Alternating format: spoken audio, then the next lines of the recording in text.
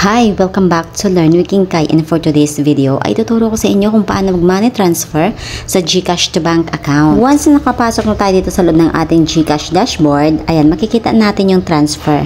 So tap natin yan at makikita natin dito yung local and international. And then next sa page na to ay makikita natin yung mga banks. So tap your desired bank lang. At sa page na to, makikita naman natin dito yung amount, next yung account name, account number. Ayan, ilalagay lang natin yung lahat ng ating details dyan.